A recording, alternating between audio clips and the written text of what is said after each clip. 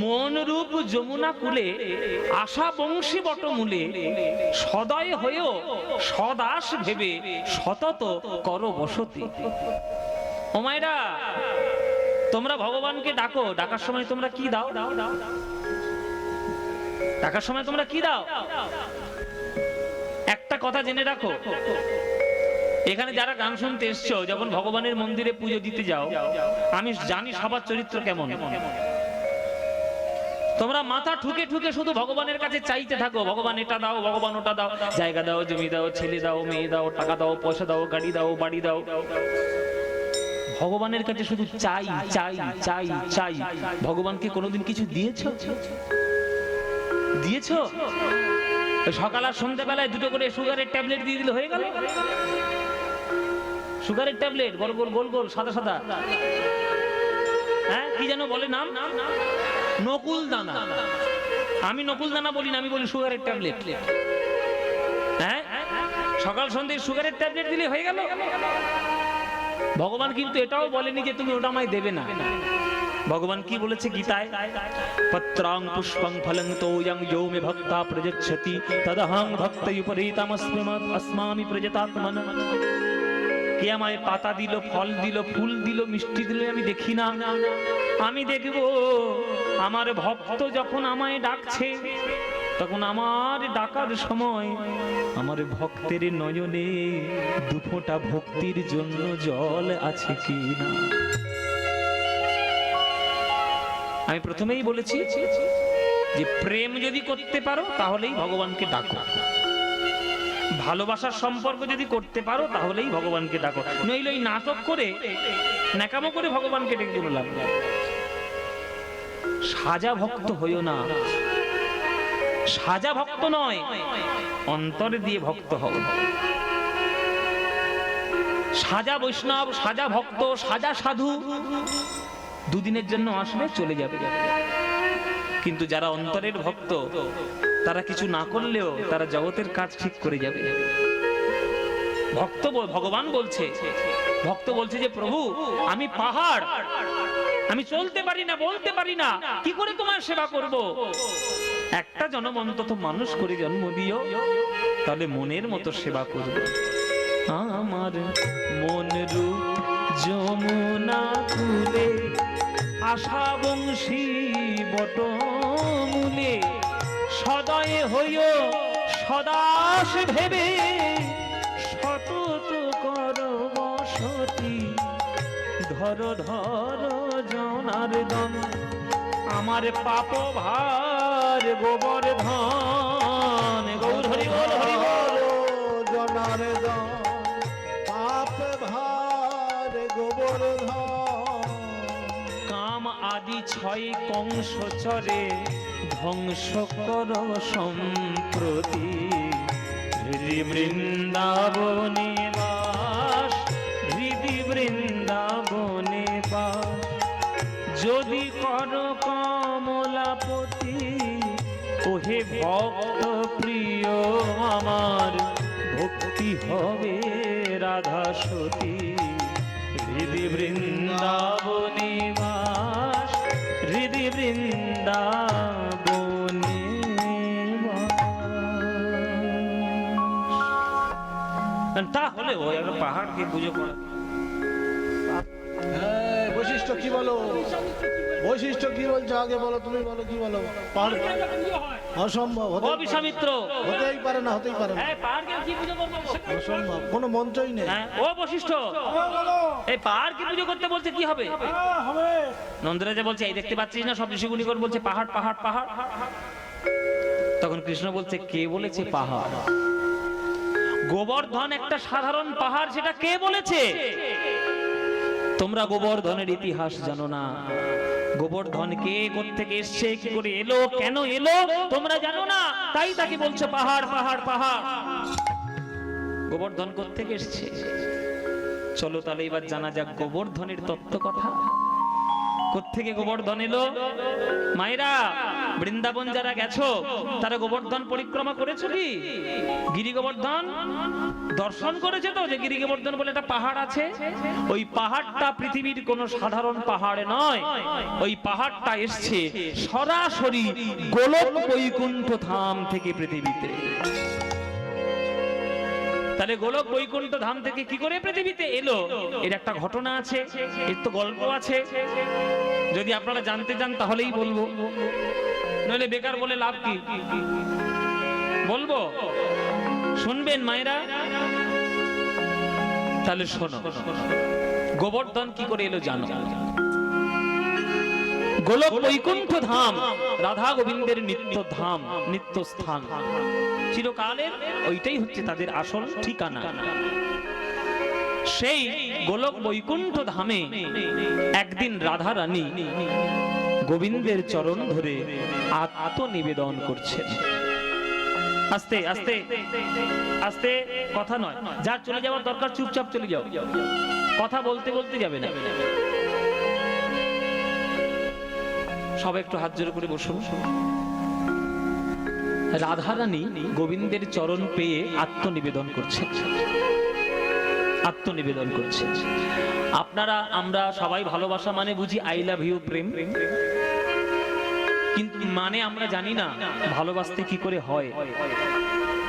আত্মেন্দ্রিয় প্রীতি বাঞ্ছা তারে বলি কাম, কৃষ্ণেন্দ্রিয় প্রীতি ইচ্ছা ধরে প্রেম নাম। রাধারানী প্রেমী ভক্ত, কামী ভক্ত নয়। তাই রাধারানী গোবিন্দের চরণে আত্মনিবেদন করছেন। আপনারা গানটা শুনছেন, গানটা শুনবেন তো? আপনারা মনে মনে একটু চিন্তা করুন। আপনাদের বলে দিই গানটা কি করে উপভোগ করতে হয়। মনে মনে চিন্তা করুন যে আপনি হলেন রাধারানী, মনে করুন। এবার আপনার সামনে যদি কৃষ্ণ এসে দাঁড়ায়, আপনি কেমন করে তাকে ডাকবেন, কেমন করে তাকে ভালোবাসবেন? সেই ভাবটা নিয়েই এই গান, সেটাই হলো এই গানের পরিচয়।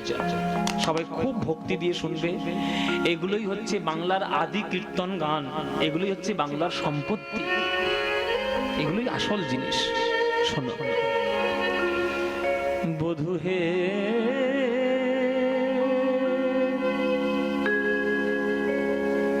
ওগো আমার পরাণ বধূ হে, বধূ হে,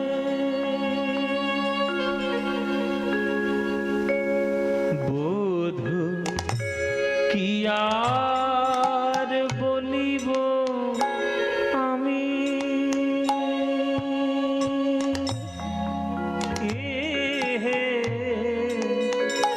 কি আর বলিব আমি, বধূ কি আর বলিব আমি, কি আর বলিব আমি, তুমি তো আমার সকলই জানো, বধূ তুমি তো আমার সকলে জানো। আমি বলে কত বুঝাইব, তুমি তো আমার সকলে জানো। আমার জনমে জনমে, আমার জনমে জনমে, জীবনে মরণে, আমার প্রাণ, আমার প্রাণনাথ হইও তুমি, তোমার চরণে আমার পরাণ বাঁধিল প্রেমের ফান। ফাঁসি। তোমার চরণে আমার পরাণ বাঁধিল প্রেমের ফাঁসি। তাই সব সমর পিয়া আমি এক মন হইয়া আমি নিশ্চয় হইলাম দাসী। বধূ হে আমার একুলে ও কুলে দুকুলে গোকুলে আপনা বলিব। আমার আপন বলতে কেউ নাই হে, আপন বলতে কেউ নাই হে। বধূ তোমার দুটি চরণ ছাড়া আপন বলতে আমার কেউ নাই হে। তোমার দুটি চরণ ছাড়া আপন বলতে কেউ নাই হে। আপনা বলিব কার।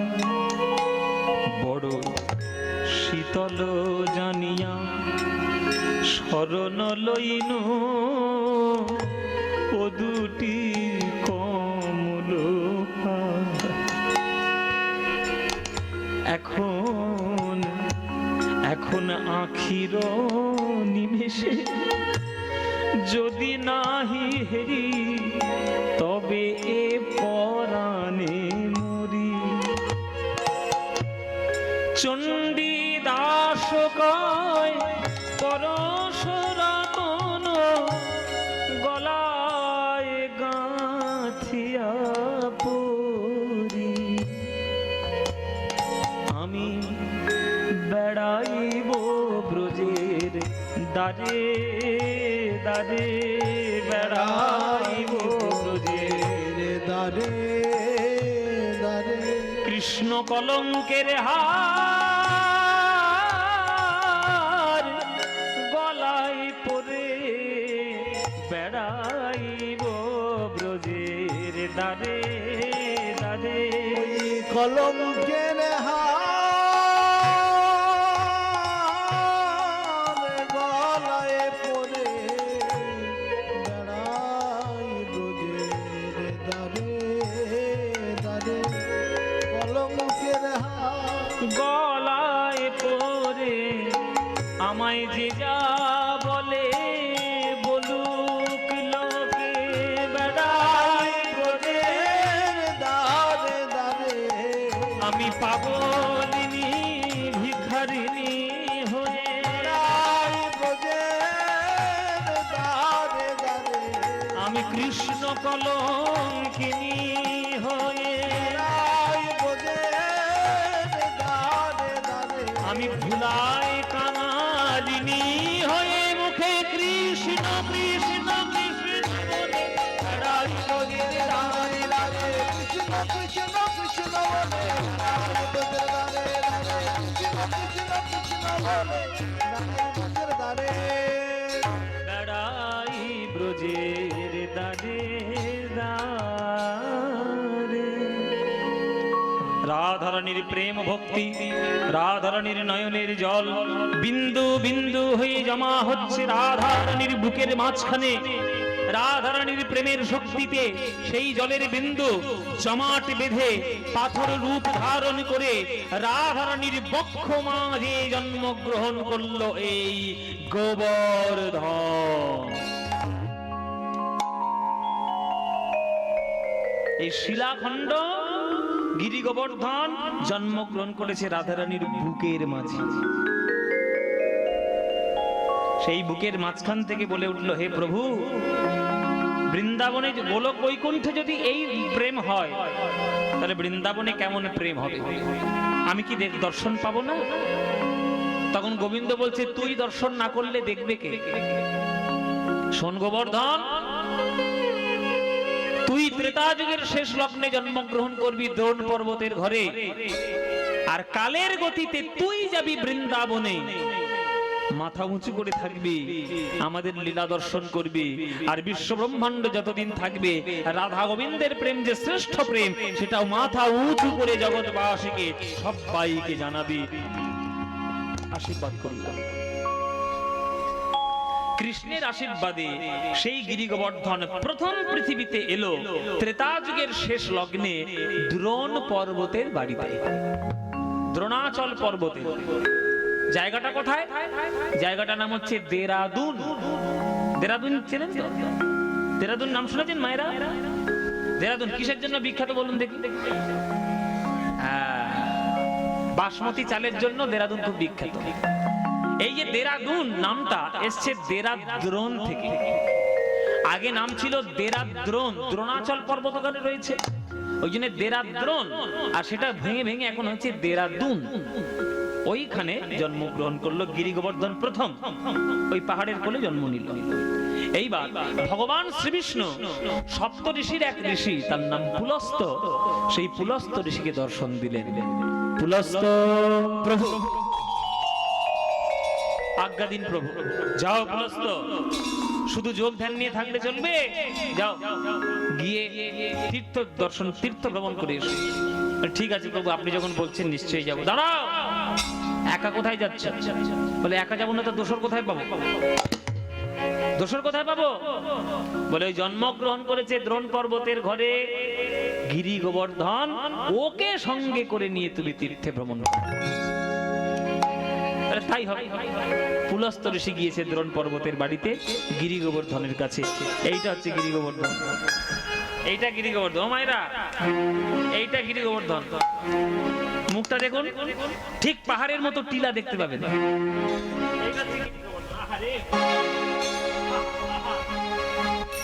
এইটা গিরি গোবর্ধন। ও গিরি, ও গোবর্ধন, গিরি গোবর্ধনে কহে শুনহ বচন, গিরি গোবর্ধনের কহে শুনহ বচন, তুমি কি করিবে বলো তীর্থের ভ্রমণ, তুমি কি করিবে বলো তীর্থের ভ্রমণ।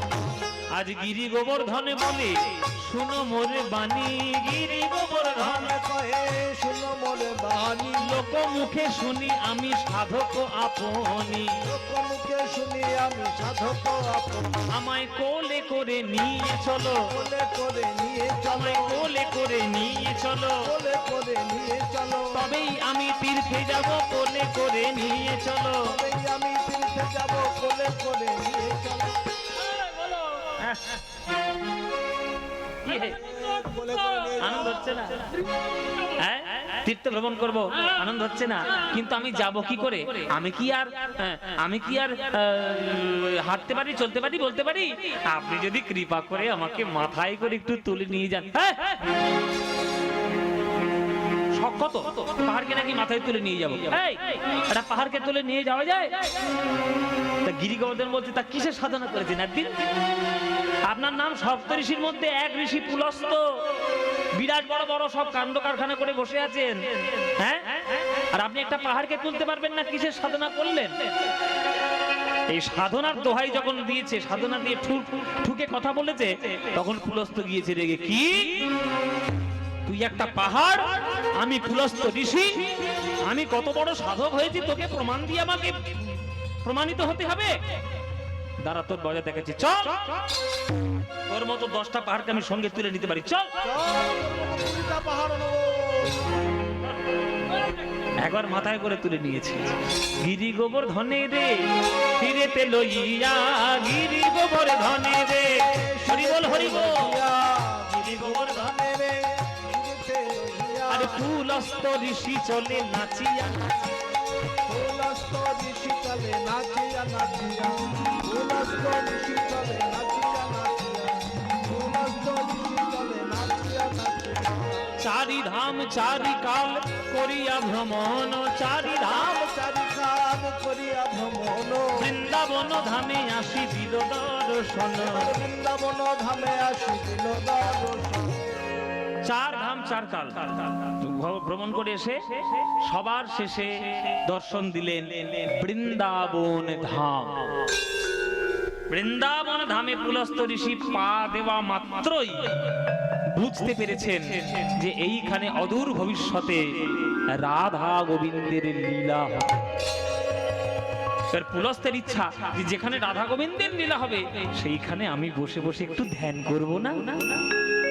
ধ্যান করতে বসে গেল পুলস্ত। ও মায়েরা, এইখানেই হয়েছে একটা কাল। এই যে গিরি গোবর্ধন যখন পুলস্তের মাথায় উঠেছিল তখন এগ্রিমেন্ট পেপার সাইন করিয়ে উঠেছিল। হ্যাঁ, 100 টাকা স্ট্যাম্প পেপারে একদম সাজিয়ে গুজিয়ে লিখে নিয়ে তবে উঠেছে। কি লিখেছে? যে পুলস্ত ঋষি আপনার হাতে থাকবো, মাথায় থাকবো, গলায় থাকবো, কোলে থাকবো, সব জায়গায় ঠিক থাকবো, কিন্তু খবরদার আমাকে মাটিতে নামাবেন না। মাটিতে নামালে আপনি যত বড়ই ঋষি হন না কেন আপনি আমাকে আর টেনে তুলতে পারবেন না। এই কথাটা কিন্তু বলে দিয়েছে। এবার পুলস্ত ঋষি বৃন্দাবনে এসছে, রাধা গোবিন্দের লীলা হবে, ধ্যান করব, এই আনন্দে ওই এগ্রিমেন্ট পেপারের কথা ভুলে গেছে। ওই কথাটা ভুলে গেছে, মাটিতে রেখে দিয়েছে। যেই গোবর্ধনকে মাটিতে বসিয়ে দিয়েছে, ব্যাস এইবার গোবর্ধন তো শিকড় চালতে শুরু করেছে মাটির তলায়।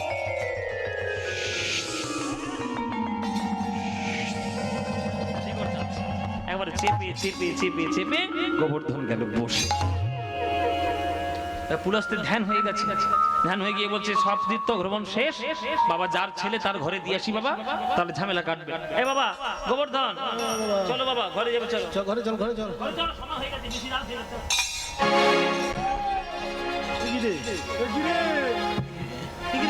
এত ভারী হলে কি করে? তো ভারী হলে কি করে রে? তুই ধ্যান করবি, হ্যাঁ তুই বাড়ি যাবি না?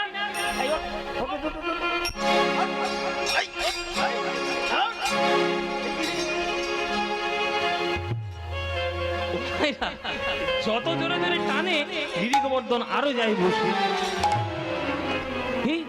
তুই এত ভারী হলি কি করে? তুই উঠবি না? তখন গোবর্ধন বলছে কেন উঠবো? হ্যাঁ, আমি বলেছি না যে মাটিতে বসালেই আমার সব শেষ। আপনি যত বড় ঋষি হন না কেন আপনি আমাকে টেনে তুলতে পারবেন না। বলে কয়ে তো আপনার সঙ্গে উঠেছি, আপনি আপনার কথা ভুলে গিয়েছেন, আমাকে মাটিতে রেখেছেন। আর তো আমি যাব না। শুনুন ঋষিবর, আমার জন্ম হয়েছে এই বৃন্দাবনে আসার জন্যই। আমি আপনার কোলে চড়লাম, মাথায় উঠলাম, তীর্থ ভ্রমণ করলাম, আমি আমার জায়গা মতো চলে এলাম। আপনি আমায় ক্ষমা করুন, আপনি আপনার বাড়ি চলে যান, আপনি আমাকে টেনে নিয়ে যেতে পারবেন না। আমি এইখানেই চিরকালের মতো বসে যাব। পুলস্ত ঋষি বলছি, তুই যখন আমার মাথায় উঠেছিলিস তুই এত ভারী তো ছিলিস না, তাহলে তুই আমার সঙ্গে ছলনা করেছিস। মানে হালকা রূপ ধরে আমার মাথায় ঘুরে ঘুরে তুই তীর্থ ভ্রমণ করে নিলি, তোর এত বড় স্পর্ধা, তোকে আমি ব্যবস্থা করছি। অভিশাপ দেব তোকে গোবর্ধন। পুলস্ত কহে গিরি করহ শ্রবণ, মোর শনে কপটতা করিলে এখন আমি পুলস্ত ঋষি অভিশাপ দি তোমারে, অভিশাপ দি তোমারে। দিন দিন তিল তিল ক্ষয় হবে তোর।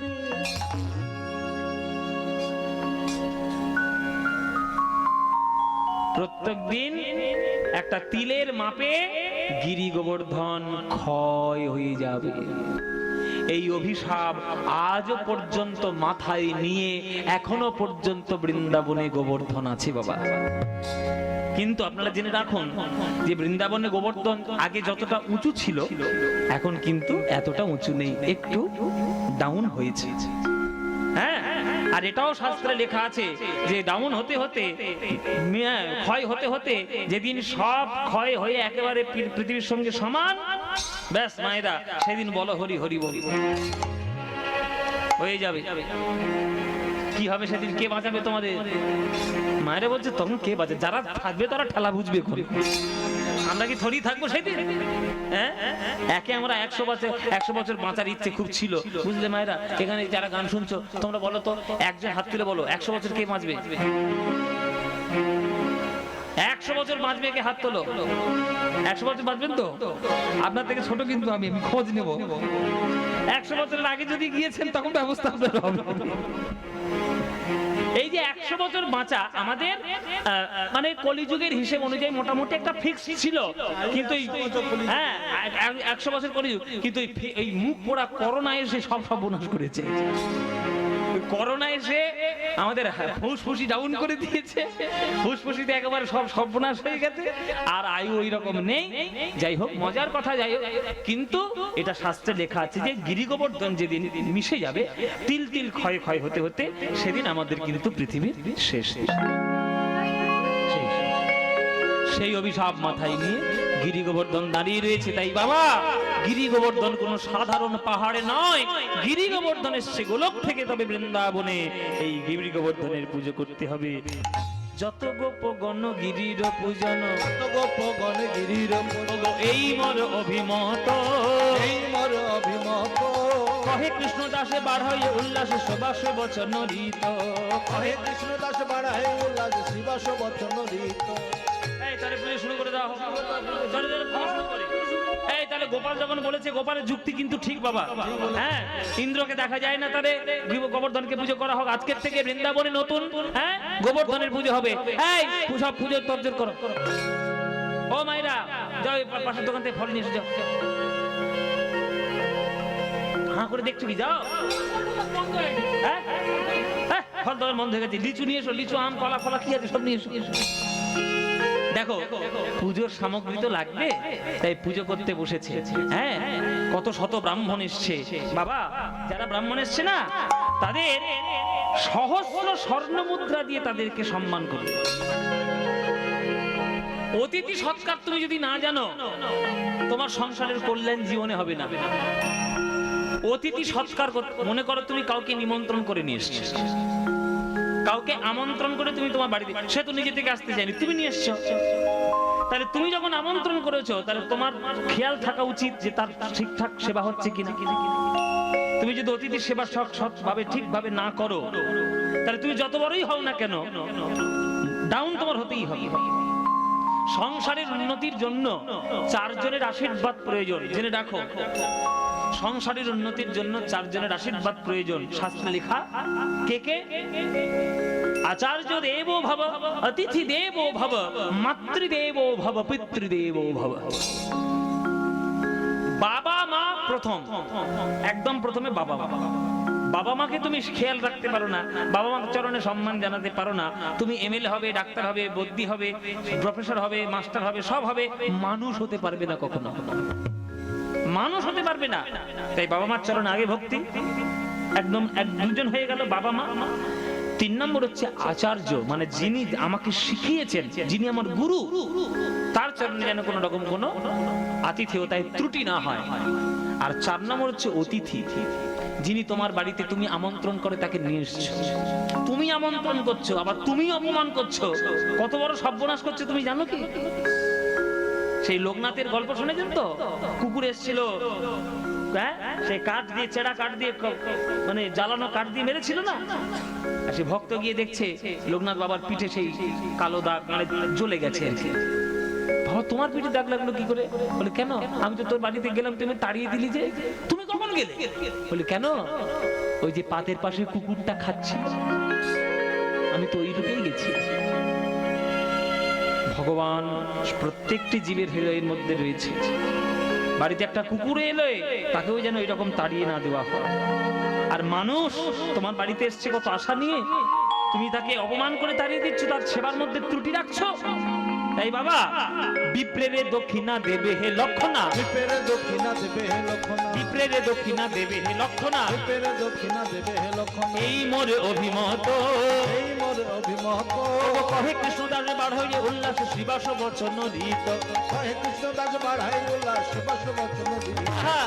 কত শত লোক আসি করিছে রন্ধন, কত শত লোক আসি করিছে রন্ধন, দধি দুগ্ধ সরোবরে করিলা ভ্রমণ। দধি দুগ্ধ সরোবর করিলা। ও মায়েরা, দই এত জোগাড় হয়েছে, দইয়ের আর ভাঁড়ে ভাঁড়ে জায়গা নেই, দইয়ের পাহাড় হয়ে গেছে। দুধের সরোবর হয়ে গেছে, রুটির তাল গাছ হয়ে গেছে, ভাতের পাহাড় হয়ে গেছে। তাই অন্ন কূট, হ্যাঁ সে কি অন্ন কূট? কূট মানে কি বাবা? কূট মানে হচ্ছে চূড়া।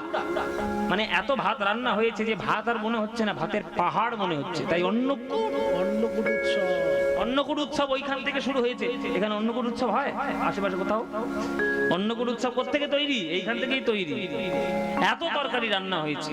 ও মায়েরা, রুটি এত ভাজা হয়েছে, রুটি তাক তাক করে সাজাতে সাজাতে তাল গাছের সমান হয়ে গেছে। হ্যাঁ, দধি দুগ্ধ সরোবর করিল খনন, দধি দুগ্ধ সরোবর করিল খনন, ব্যঞ্জনের কত স্তূপ অন্নকূট করি, ব্যঞ্জনের কত স্তূপ অন্নকূট করি, তারা নিবেদন কইল সবে বলিয়া শ্রীহরি। নিবেদন করিল সবে বলিয়া। এবার ব্রাহ্মণরা ছুটে এসে বলছে, ও গোপাল, আরে ইন্দ্রের নামে সব মন্ত্রতন্ত্র পেতে ছিল, কিন্তু গিরি গোবর্ধনের নামে তো কোনো মন্ত্র নেই, তাহলে কোন মন্ত্র বলে আমরা গিরি গোবর্ধনকে পুজো করব? আরে কেন? মন্ত্র তো সোজা, যা বলবেন সবার শেষে গিরি গোবর্ধনায় নমঃ যোগ করে দেবেন। আবার কি বলে? হ্যাঁ, এইটাই বলবেন, যা বলবেন গিরি গোবর্ধনায় নয়। তাহলে ঠিক আছে, তাহলে গন্ধ পুষ্প ধূপ দীপ সাজায়ে আনিল, গন্ধ পুষ্প ধূপ দীপ সাজায়ে আনিল, গন্ধ পুষ্প ধূপ দীপ সাজায়ে আনিল, গন্ধ পুষ্প ধূপ দীপ সাজায়ে আনিল, শুদ্ধ মন্ত্রে ব্রাহ্মণে গণ পূজা করি দিল। হরি বল হরি বল, পূজা করে দিল, শুদ্ধ মন্ত্রে ব্রাহ্মণে গণ। পূজা করে দিল, শুদ্ধ মন্ত্রে ব্রাহ্মণগণ পূজা করে দিল। তাহলে পূজায় বসো, সবাই হাত জোড় করে বসো। এই হাত জোড় করো সবাই, পূজায় বসো। মায়েরা উলুধ্বনি দেবে। ও নমো বিষ্ণু, নমো বিষ্ণু, নমো বিষ্ণু। ওম অপবিত্র পবিত্র বা সর্বাবস্থানগতোপি বা যস্মনি পুণ্ডরিকাক্ষং সবজ্জভ্যন্তর শুচি, নমো শুচি, নমো শুচি, নমো শুচি। এতে পুষ্পে গিরিগোবর্ধনায় নমঃ, এতে গন্ধে গিরিগোবর্ধনায় নমঃ, এষো ধূপ গিরিগোবর্ধনায় নমঃ, এষো দীপ গিরিগোবর্ধনায় নমঃ, এতদ্ সম্প্রদানায় অধিপতে শ্রী বিষ্ণবে নমো নমঃ। যেই ব্রাহ্মণরা বলে দিয়েছে তৎ সম্প্রদানায় অধিপতে শ্রী বিষ্ণবে নমঃ, ব্যাস ব্যাস, সঙ্গে সঙ্গে কৃষ্ণ যোগ মায়াকে স্মরণ করলেন। মা, মায়া দিয়ে ভরিয়ে দাও বৃন্দাবন। আজ আমার ভক্তের শ্রেষ্ঠত্ব প্রমাণ করব বৃন্দাবনে, তাই ত্রুটি যেন না থাকে, তুমি মায়া দিয়ে ভরাও। সঙ্গে সঙ্গে কৃষ্ণ যোগ মায়াকে স্মরণ করছে, শক্তিকে স্মরণ করছে। শক্তিমান তো তখনই হবে যখন শক্তি আসবে। মা,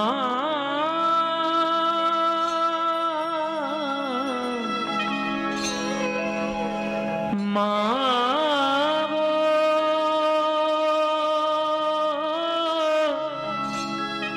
মা গো, মা গো। গোপাল যখন ডাকছে যোগমায়াকে, তাহলে আমরাও বাদ যাই কেন? আমরাও একটু ডাকি যোগমায়াকে, একটু মাকে ডাকি, একটু চণ্ডী পাঠ, চণ্ডী পাঠের শ্লোক। সবাই হাত জোড় করে বসুন, করো জোরে। ভারতবর্ষের শাস্ত্র, ভারতবর্ষের অহংকার, চণ্ডী মায়ের চণ্ডী শ্লোক আপনারা মহালয়াতে শুনে থাকেন। আজকে সামনে যখন এসেছি আপনাদের শোনাই একটু।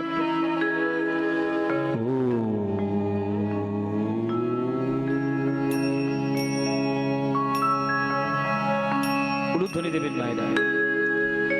ত্বং স্বাহা ত্বং স্বধা ত্বং হি বষটকার স্বরাতিমেকা सुदातमक्षरेणेत्ये त्रिधामात्रात्मिका स्थिता अर्धमात्रा स्थिता नित्या ज्ञानोच्चर्या विशेषतः त्वयैव धार्यते सर्वं त्वयि तत्श्रीयते जगत् त्वयि तत्पाल्यते देवी त्वमत्सन्ते च सर्वदा विसृष्ट सृष्टिरूपा त्वं स्थितिरूपान्ते पालने तथा संहृत्य रूपान्ते जगतस्य जगन्मये महाविद्या महामाया महामेधा महाश्रुतिः महामोहा भवति महादेवी महाशूरि प्रकृते स्वङ्गी गुणस्य सर्वत्र विभाविनी कालरात्रि महारात्रि मुहरात्रिश्च दारुणा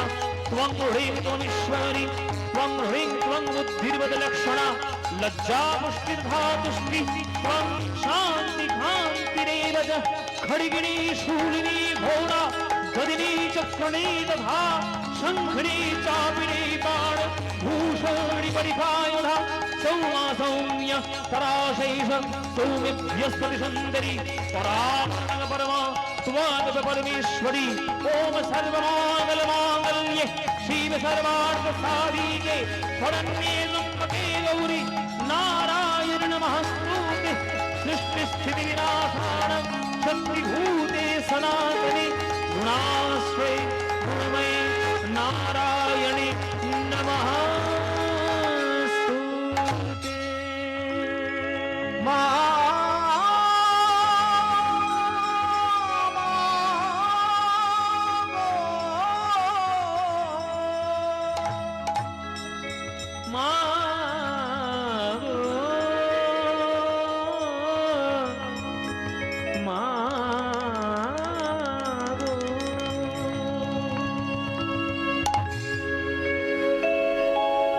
আমি সখা তো সলিলে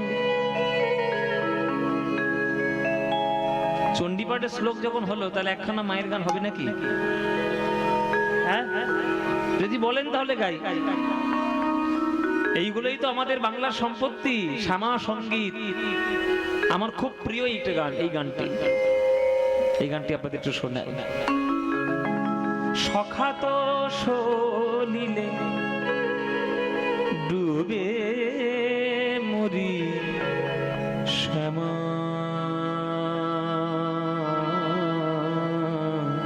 মাগো দোষ কারো নয় গো মাগো। সব গানগুলো শোনা যায়, যদিও এখনকার দিনে শোনা যায় না।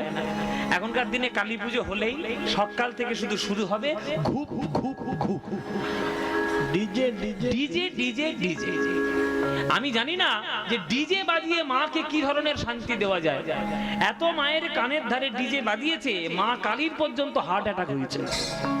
এবার মা কালীরও বাইপাস সার্জারি করতে হবে। আর তোমাদের অত্যাচারী আর কি, মানে আমরা এখনকার দিনে আপডেটেড ডিজেদেরকে মনে করি তখন যখন নিচে নামতে পারবো। তখন না আছে সংস্কার, না আছে মন্ত্রতন্ত্রের অনুভূতি, কিচ্ছু নাই। শুধু সারাদিন ধরে মার কানের ধারে ঢুক ঢুক ঢুক ঢুক ঢুক ঢুক। এই অভদ্র আচরণ দিয়ে কখনো মায়ের পুজো হয় না, একটু ভেবে দেখবেন। কথাগুলো বললে তো আবার অনেকে সমালোচনা করে, এইসব ইউটিউবে কথাগুলো যায়। হ্যাঁ, আর এইসব কতগুলো ক্যামেরা ধরেছে দেখেছো, মুখের সামনে ক্যামেরা ধরেছে। এটা সব নানান ধরনের লিখে সব ইউটিউবে সব ছাড়বে। পদ্মপলাশ বললেন মা কালী সম্বন্ধে এই কথা, না এবার দেখতে শুরু করলো। হ্যাঁ, এই এদের কাজ, এইটাই কাজ। আসল তত্ত্ব কথাগুলো না জেনে না বুঝে পোস্ট করা খুবই অনুচিত। আর যার গান রেকর্ডিং করছো তার অন্তত একবার পারমিশন তো নাও, দাদা তোমার গানটা রেকর্ড করবো। সেই পারমিশনটা নেওয়ার ন্যূনতম রুচিবোধটা তোমাদের থাকার দরকার। আমরা যখন কোনো গায়কের সঙ্গে অ্যাপয়েন্টমেন্ট নিই যে দাদা আপনার সঙ্গে দেখা করতে যাব, তার অনুমতিটাকে নেওয়া প্রয়োজন যে আমরা কি আপনার সঙ্গে দেখা করতে যাব। সেটা হয় না। এখনকার দিনে কিছু তো বলার নেই, সব গণতন্ত্রের যুগ, যা ইচ্ছা তাই করে বেড়াবো। তাই কালী পুজোর দিনেও আমরা যা ইচ্ছা তাই করে বেড়াচ্ছি। এটাই আমাদের দোষ যে আমরা পান্নালাল ভট্টাচার্য শ্যামা সঙ্গীত গায়কের মধ্যে সর্বশ্রেষ্ঠ গায়ক চিরকাল ছিলেন আর চিরকাল তিনি থাকবেন, আর তার গানগুলোকে বাদ দিয়ে দিয়ে কেন যে সকাল থেকে ঘুপ ঘুপ চালায় আমি বুঝি না।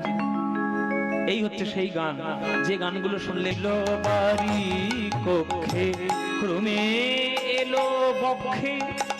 আস্তে কথাগুলো শুনুন। ছিল বাড়ি কক্ষে, কক্ষে মানে কি বলুন দেখি? কক্ষে মানে কি?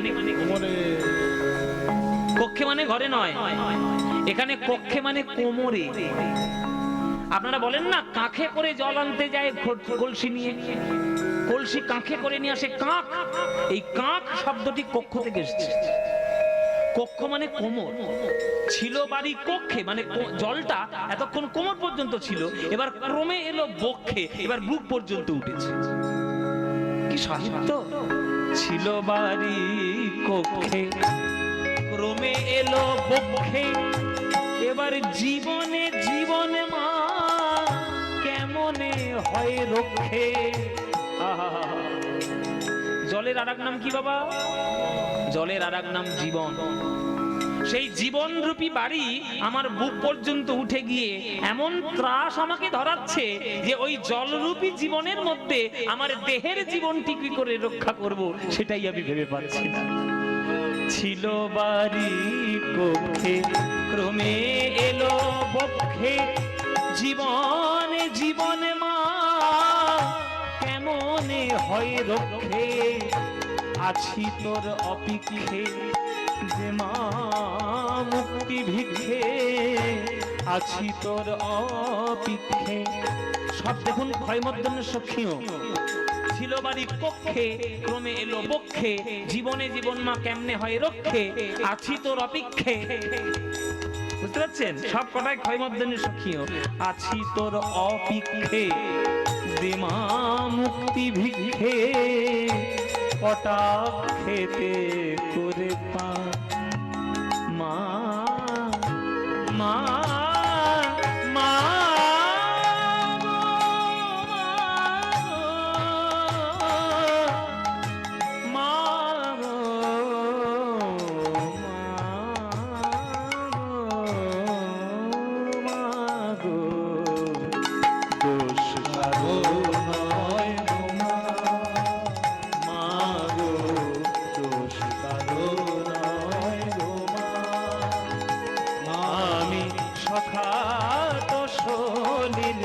ডুবে মরি শ্যামা, দোষ কারো নয় গো মা।